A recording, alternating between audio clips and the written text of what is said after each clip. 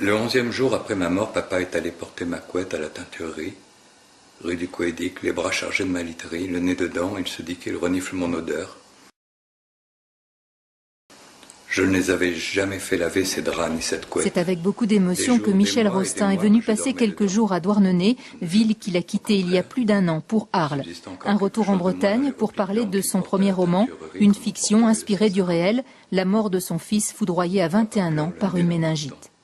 J'ai eu la chance, comme artiste, je pense, d'entendre la petite musique d'un roman qui s'appuie sur des choses très très palpables, ne serait-ce que Douarnenez, très concrète, une expérience. Mais c'est un roman, avec la liberté des romans, et avec aussi les exigences d'un roman, qui me permettent d'être à la hauteur de ce dont il s'agit. Quand on exhibe ses plaies, on n'est pas à la hauteur. Le fils cultive les paradoxes, à la fois terriblement triste et tendrement drôle. Ce récit parle de mort, mais pour mieux y faire transpirer la vie. Écrit à la première personne, le roman fait parler le fils décédé qui regarde affectueusement son papa anéanti par le deuil.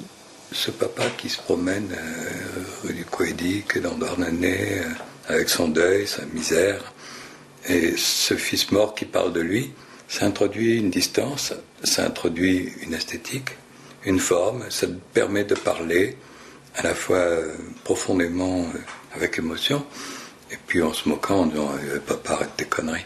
Et donc là, il y avait comme une fenêtre d'écriture romanesque.